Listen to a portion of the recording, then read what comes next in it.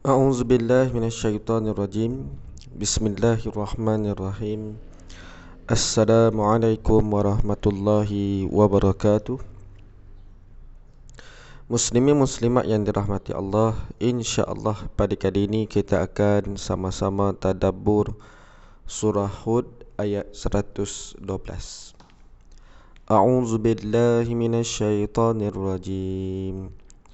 Fastaqim kama umirta wa man taba ma'aka wa la tatghaw innahu bima ta'maluna basir. Sadaqallahul azim.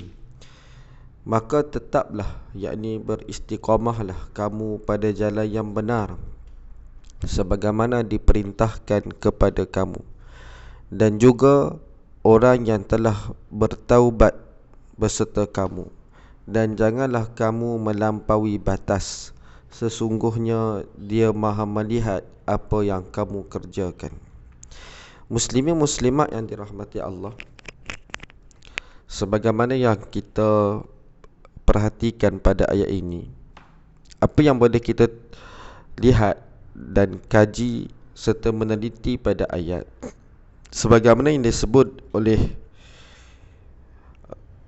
Syekh Nasruddin As-Sa'di dalam kitab tafsirnya, beliau menyatakan pada ayat fastaqim kama umirta wa man taba ma'ak, iaitu oleh kerana itu istiqamahlah engkau dan orang-orang beriman bersama kamu seperti yang diperintahkan oleh Tuhanmu dalam kitabnya. Berkeyakinanlah dengan keyakinan yang benar, beramal solehlah, tinggalkan kebatilan, jauhi perbuatan buruk, sehingga balasan untuk kalian adalah balasan yang baik pada hari kiamat nanti.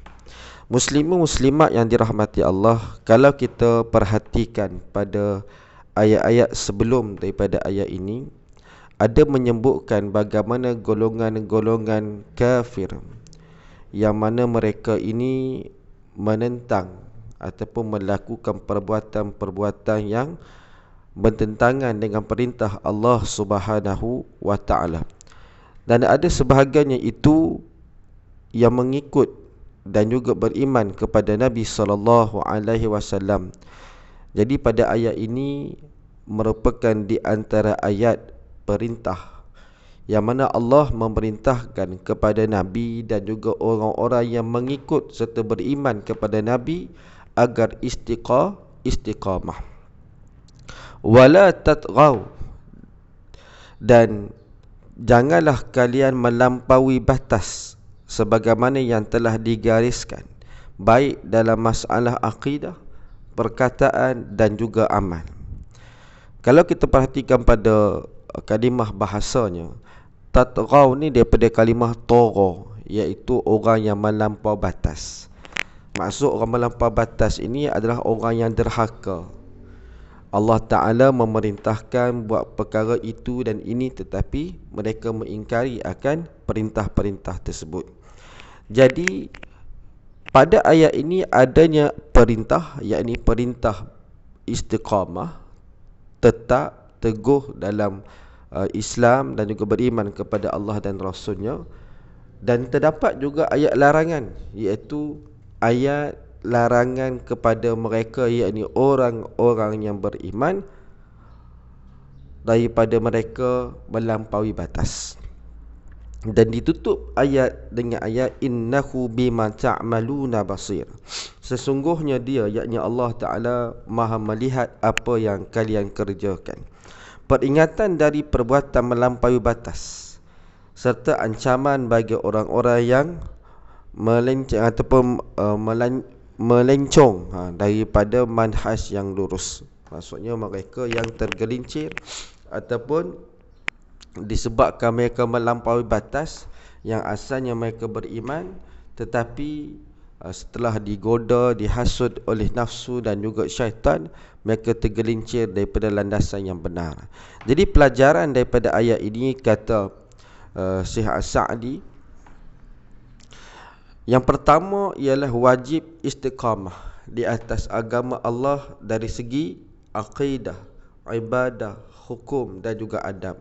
Pendek kata, segala-galanya, yakni bermula dengan bab akidah, bab keesaan kepada Allah, beriman kepada Nabi dan segala perkara keimanan. Begitu juga dalam perkara ibadat, begitu juga dalam bab hukum hakam, begitu juga dalam akhlak, keterampilan diri dan segala-galanya dalam agama ini wajib untuk kita istiqamah.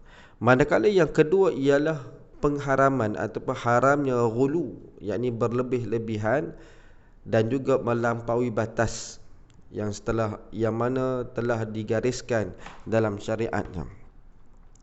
Jadi apa yang saya cuba untuk bawakan untuk sama-sama kita tadabbur ialah perbahasan berkaitan tentang bab istiqamah. Dia ada banyak topik yang boleh kita bicarakan. Cuma saya dengan ruang yang terbatas ini, ada beberapa perkara yang boleh sama-sama kita manfaatkan, insya-Allah. Istiqamah merupakan tuntutan agama, peringatan kepada diri bahawa kita adalah hamba yang diperintahkan untuk beribadah kepadanya. Sekiranya melakukan kesalahan, hendaklah segera bertaubat dan memohon keampunan. Baik. Dalam ayat yang berkaitan tentang istiqamah, dalam Al-Quran banyak ayat-ayat yang menyebut tentang perintah-perintah istiqamah. Di antaranya menyebut bahawa istiqamah ini adalah tuntutan agama. Jelas disebutkan dalam surah Al-Fussilat ayat ke-6. A'udzubillahi minasyaitonirrajim.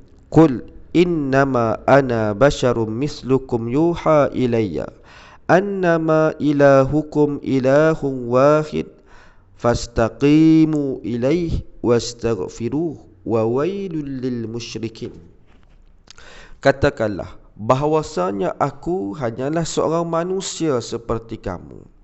Diwahyukan kepadaku bahawasanya Tuhan kamu adalah Tuhan yang esa, maka tetaplah pada jalan yang lurus menuju kepadanya dan memohon ampun kepadanya. Dan kecelakaan besarlah bagi orang-orang yang mempersekutukannya. Muslimin muslimat yang dirahmati Allah, baginda Nabi SAW adalah manusia sama seperti kita yang telah Allah berikan wahyu. Yakni wahyu itu sebagai apa? Wahyu itu adalah sebagai dustur, yakni sumber ataupun petunjuk hidayah agar kita mengikuti apa yang sebenarnya yang diperintahkan oleh Allah Subhanahu wa taala. Jadi ada tuntutan di sana ialah untuk kita tetap pada jalan yang lurus menuju kepada Allah Subhanahu wa taala, dan sekiranya kita melakukan perkara-perkara yang salah, hendaklah cepat-cepat kita memohon keampunan kepada Allah.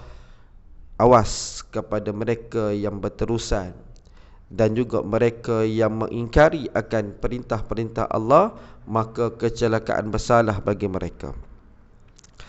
Dalam Al-Quran menyebutkan kepada kita beberapa ayat yang menyebut tentang ganjaran bagi orang-orang yang istiqamah. Di antaranya Allah turunkan malaikat khusus untuk menjaga orang-orang yang istiqamah. Boleh rujuk surah Al-Fussilat ayat 30 dan 31. Innal ladzina qalu rabbuna Allah summa istaqamu tatanazzalu alaihimul malaikah alla takhafu wa la tahzanu wa abshiru bil jannati allati kuntum tu'adun nahnu awliyaukum fil hayatid dunya wa fil akhirah wa lakum fiha ma tashtahi anfusukum walakum fiha ma tad'un. Sesungguhnya orang-orang yang mengatakan Tuhan kami ialah Allah, kemudian mereka meneguhkan pendirian mereka yakni istiqamah, maka malaikat akan turun kepada mereka dengan mengatakan janganlah kamu takut dan janganlah merasa sedih, dan gembirakanlah mereka dengan syurga yang telah dijanjikan Allah kepada kamu. Kamilah pelindung-pelindungmu dalam kehidupan dunia dan akhirat. Di dalamnya kamu memperolehi apa yang kamu inginkan dan memperolehi pula di dalamnya apa yang kamu minta.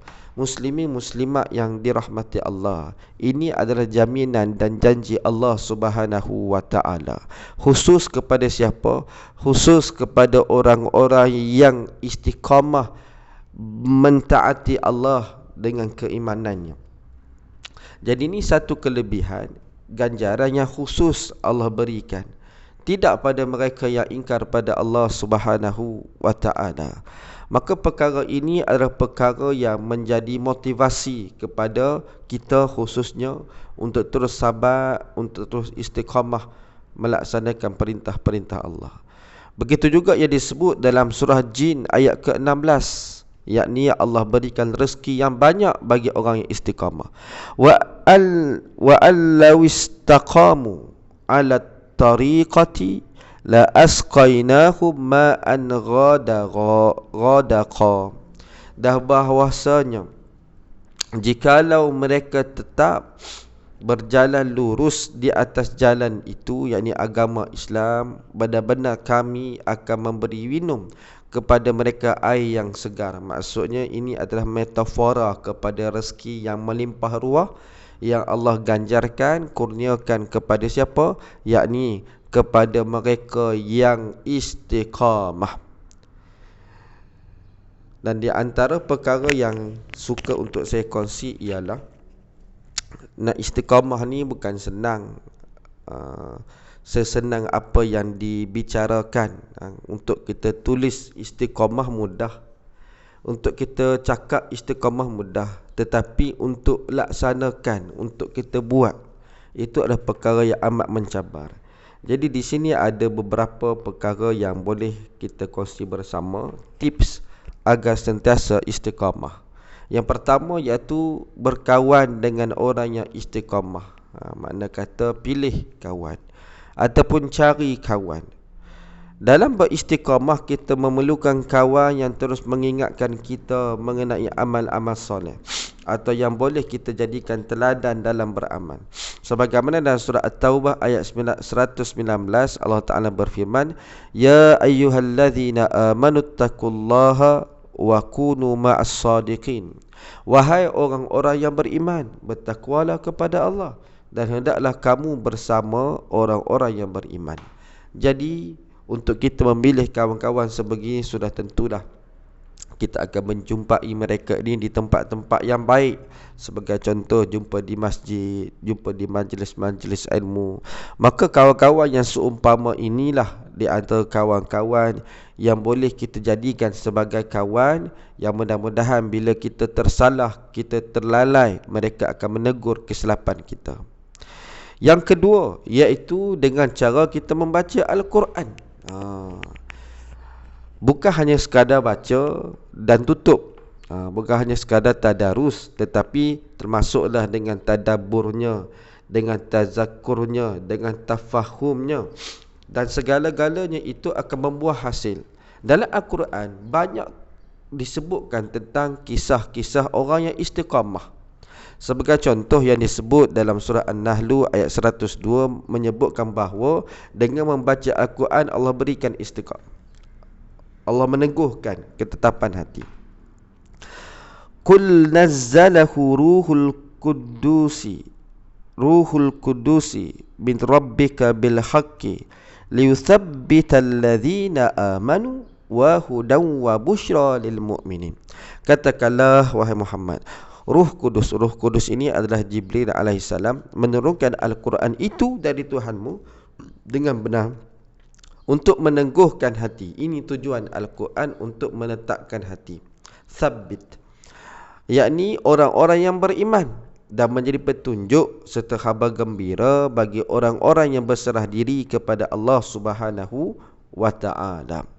Jadi apa yang kita perhatikan, bahawa dalam Quran banyak sangat kisah-kisah yang boleh memberi motivasi kepada kita. Di antaranya contoh kisah Nabi Ayub alaihissalam. Istiqamahnya Nabi Ayub alaihissalam dalam mentaati perintah Allah. Bagaimana kita maklum, dalam surah Hud ada menceritakan tentang kisah Nabi Ayub yang diuji oleh Allah Subhanahu wa ta'ala dengan ujian, yakni penyakit kulit. Dengan penyakitnya itu menyebabkan, yang pertama, bagaimana Allah bukan hanya memberikan penyakit, menimpakan penyakit kepada Nabi Ayub, membinasakan harta Nabi Ayub dan keluarganya, kemudian mematikan anak-anak. Begitu juga mereka yang berdekatan atau berhampiran dengan Nabi Ayub, semua meninggalkan dan lari meninggalkan Nabi Ayub. Namun ia tetap terus sabar, teguh, tetap sabar dalam menerima ujian daripada Allah Subhanahu Wa Taala. Mungkin hari ini kita diuji, kan? Mungkin dengan sedikit ujian itu telah menggoyahkan pendirian kita, daripada banyak melakukan perbuatan-perbuatan amal soleh. Bila mana dia uji, mula jauh daripada Allah Subhanahu Wa Taala. Jadi kisah Nabi Ayub contohnya, dan banyak lagi kisah yang lain, memberikan satu motivasi kepada kita agar istiqamah. Kemudian memperbanyakkan doa. Kenapa? Sebab doa itu senjata bagi orang beriman. Berusahalah untuk istiqamah dan bertawakal kepada Allah Ta'ala. Sesungguhnya Allah menyukai akan hamba yang meminta-minta kepadanya. Doakanlah agar diri sentiasa istiqamah. Benarlah firman Allah Ta'ala dalam surah Al-Mu'min ayat 60, wa qala rabbukum ud'uni astajib lakum innal ladzina yastakbiruna an ibadati sayadkhuluna jahannama dakhirin. Dan Tuhanmu berfirman, berdoalah kepadaku, nescaya akan kuperkenankan bagimu. Sesungguhnya orang-orang yang menyombong diri dari menyembahku akan masuk neraka jahanam dalam keadaan hina dina. Jadi perkara inilah yang sama-sama kita minta agar kita diberikan petunjuk, diberikan jalan supaya kita mampu untuk menghadapi ujian, sabar dalam ujian yang dihadapi, dan diberikan kekuatan, sabat, teguh, supaya kita terus istiqamah melaksanakan perintah-perintah Allah Subhanahu Wa Taala. Dan perkara yang kedua disebut juga dalam ayat ini ialah, yakni larangan melampau batas. Jadi sebab itu kita perlu menjauhi sikap ini. Sebagaimana dalam satu riwayat hadis Nabi SAW daripada Aisyah radhiyallahu anha, ma khaira Rasulullah sallallahu alaihi wasallam baina amrain ahaduhuma aisaru min al-akhar illa ikhtara aisarahuma ma lam yakun ithman fa in kana ithman kana aba'adan nas minhu. Apabila Rasulullah SAW disuruh memilih di antara dua perkara, nescaya baginda sallallahu alaihi wasallam akan memilih yang lebih mudah di antara keduanya selama mana ia tidak berdosa. Adapun jika ia berdosa, maka baginda sallallahu alaihi wasallam adalah orang yang paling utama meninggalkannya. Jadi sudah tentulah sebaik-baik ikutan adalah baginda Nabi sallallahu alaihi wasallam, sebagaimana yang disebut oleh Aisyah radhiyallahu anha ini, ialah kita melihat bahawa Nabi memilih kesederhanaan dalam apa jua keadaan. Jadi semoga Allah mengurniakan kita sifat bersederhana dalam melaksanakan setiap perkara, dan juga dalam menjauhkan kita daripada sifat melampau batas.